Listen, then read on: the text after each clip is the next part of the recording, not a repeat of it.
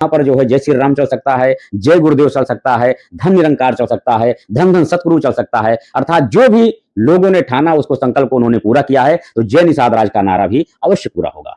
और आज की डेट में आपने देखा, चाहे मुख्यमंत्री हो, चाहे राज्यपाल हो, चाहे प्रधानमंत्री हो, सभी के मुख से जय निषाद राज का नारा चल रहा है। सभी लोग जय निषाद राज बोलते बिल्कुल बोलते हैं और बोलना ही पड़ेगा। इसलिए बोलना पड़ेगा क्योंकि ये भारत भूमि निषादों की भूमि है।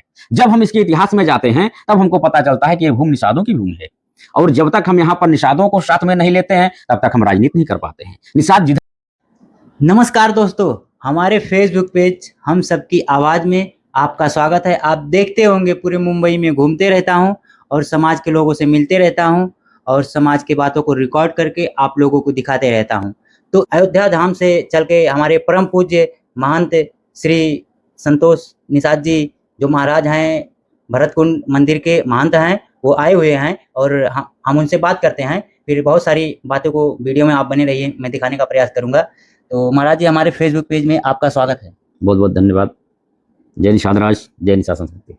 सबसे पहले हम निषाद संस्कृति परिवार की तरफ से आपको एवं आपके इस चैनल के माध्यम से सुनने वाले सभी श्रोताओं को, सभी बंधुओं को अपने निषाद संस्कृति परिवार की तरफ से कोट कोट हार्दिक बधाई।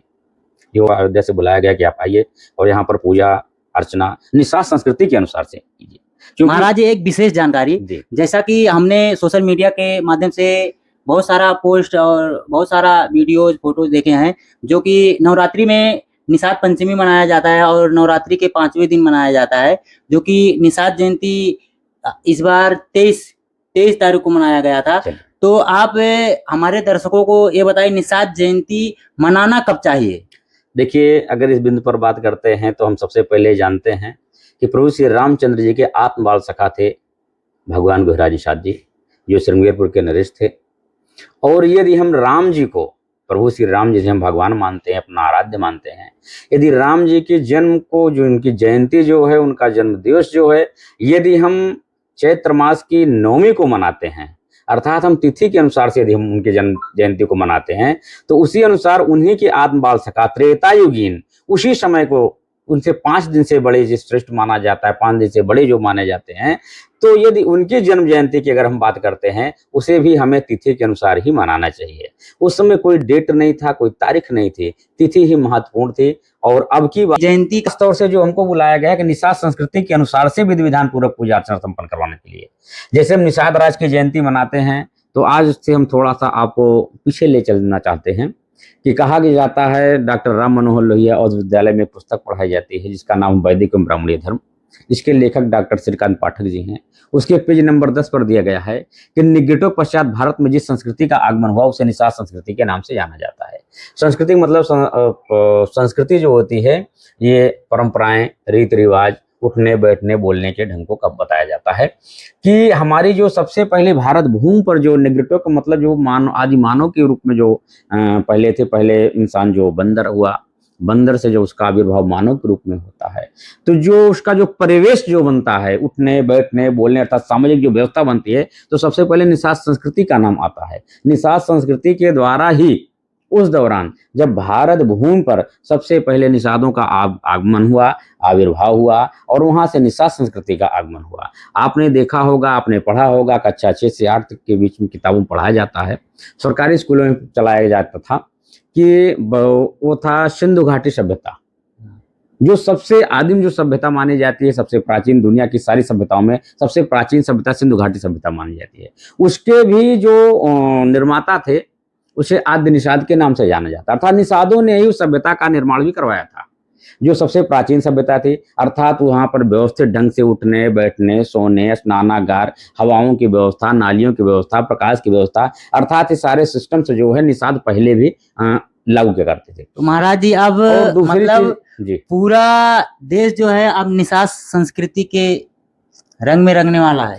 बिल्कुल रंगने वाला है, और इस कार्यक्रम को हम लोग जो है चला रहे हैं और जोर शोर से चला रहे हैं। हम ये नहीं चला रहे हैं, ये तो आदिकाल से चली हुई हमारी संस्कृति है, जिसमें महर्षि वेद व्यास जी ने, महर्षि वाल्मीकि ने, महर्षि सृष्टि रचयिता महर्षि कश्यप ने, महर्षि मच्छिंद्र नाथ जी ने, गुरु कालू बाबा धीवर जी ने जो व्यवस्था को संचालित किया था। क्योंकि जब सबसे पहले निषाद थे, तो जो भी पूजा अर्चना जो प्राकृतिक रूप से पूजा अर्चना होती थी, वो सारी व्यवस्थाओं को, पूजा अर्चना कर्मकांड की जो व्यवस्था हुआ करती थी, उस दौरान सब कुछ निषाद ही संपन्न करवाते थे। सुन लो भैया, निषाद समाज का इतिहास बहुत बड़ा है और गौरवशाली भी है, जो कि आप देख सकते हैं। अगर आपको जानना है उसके बारे में तो आपके पास मोबाइल है, उसमें भी देख सकते हैं। हमारा इतिहास बहुत ही बड़ा और गौरवशाली है, जो कि हमारे भगवानों का निषाद राज का किला है प्रयागराज में, जहाँ पे आप जाएंगे 3.5 किलोमीटर लंबा वहाँ का किला है। जी, 3.5 किलोमीटर क्षेत्र में लंबा और चौड़ा है। जैसा कि आप लोगों ने देखा होगा, अभी 1 वर्ष 2 वर्ष पूर्व में जो है भारत के प्रधानमंत्री, यशस्वी प्रधानमंत्री नरेंद्र मोदी जी ने और उत्तर प्रदेश के मुख्यमंत्री महंत योगी आदित्यनाथ ने, जिन्होंने मिल करके जो है, अर्थात भारतीय जनता पार्टी, और ख़ास तौर से हम ये कहना चाहेंगे कि 13 जनवरी 2013 को डॉक्टर संजय निषाद एवं उनकी टीम ने मिल करके वहां पर एक संकल्प लिया था कि हम निषादों को, सबसे पहले हम अपने निषादों को जगाएंगे, उनका खोया हुआ मान सम्मान स्वाभिमान, रोटी कपड़ा और मकान की व्यवस्था कराएंगे। क्योंकि हमारा जो 3.5 किलोमीटर क्षेत्र में फैला हुआ किला है, इस किले से ये हम संदेश देना चाहते हैं कि हम जो है एक राजा के वंशज हैं। हमारी यहाँ पर कभी विरासत हुआ करती थी, उस विरासत को हम पुनः वापस लाने के लिए समाज को जगाएंगे। और जगाते जगाते आपने देखा 2026, 2025, 2024 आते आते जो आया समय, उस दौरान प्रभु श्री रामचंद्र जी और निषाद राज की मित्रता का एक अद्भुत नमूना भारतीय जनता पार्टी ने वहां पर पेश किया और बहुत बड़ा विशालकाय 56 फुट की मूर्ति लगा करके एक बहुत ही शानदार निषाद राज पार्क की स्थापना वहां पर किया है। तो भैया, अगर आपको भव्य प्रतिमा और निषाद राज पार्क का आनंद लेना है तो आप प्रयागराज में जाइए, और श्रृंगेरपुर धाम है वहाँ पे, जैसा महाराज जी वहाँ पे बताए हैं, तो आप लोग वहाँ जाइए, दर्शन कीजिए और बहुत ही अच्छा लगेगा आपको। और महाराज जी जो बताए हैं तो उस पे आप लोग जरूर एक बार प्रयागराज में जाइए अपना इतिहास देखने के लिए। और इस समय समझ लीजिए कि निषादों का इतिहास है बहुत बहुत ही इतने अच्छे पैमाने पे पहुंच चुका है, समाज पूरा जाग चुका है लगभग चारों क्षेत्र में। और महाराज जी भी प्रण लेके आए हुए हैं कि निषाद राज का एकदम नारा पूरे दुनिया में बुलंद करेंगे। पूरे दुनिया में होगा, बिल्कुल होगा। जैसा कि सबसे पहले हम लोगों ने जब 2013 में संकल्प को आगे बढ़ाया, डॉक्टर संजय निषाद जी के मिशन को आगे बढ़ाया था, तो लोग उस समय हंसी के पात्र हम लोग हुआ करते थे। लोग कहते थे कि यहाँ पर ये सब सिस्टम नहीं चलेगा, यहाँ पर जय निषाद राज जो आप नारा लगा रहे हैं एक जाति विशेष है, ये जाति सूचक शब्द है, इसलिए संभव नहीं हो पाएगा। लेकिन हम लोगों ने प्रण लिया कि जब यहाँ पर जो है जय श्री राम चल सकता है, जय गुरुदेव चल सकता है, धन निरंकार चल सकता है, धन धन सतगुरु चल सकता है, अर्थात जो भी लोगों ने ठाना उसको संकल्प को उन्होंने पूरा किया है, तो जय निषाद राज का नारा भी अवश्य पूरा होगा। और आज की डेट में आपने देखा, चाहे मुख्यमंत्री हो, चाहे राज्यपाल हो, चाहे प्रधानमंत्री हो, सभी के मुख से जय निषाद राज का नारा चल रहा है। सभी लोग जय निषाद राज बोलते, बिल्कुल बोलते हैं और बोलना ही पड़ेगा। इसलिए बोलना पड़ेगा क्योंकि ये भारत भूमि निषादों की भूमि है। जब हम इसके इतिहास में जाते हैं तब हमको पता चलता है कि ये भूमि निषादों की भूमि है। और जब तक हम यहाँ पर निषादों को साथ में नहीं लेते हैं तब तक हम राजनीति नहीं कर पाते हैं। निषाद जिधर जाता है राजनीति उधर जाती है। निषाद जिसके धर्म को छोड़ देगा उसका धर्म पंगु हो जाएगा।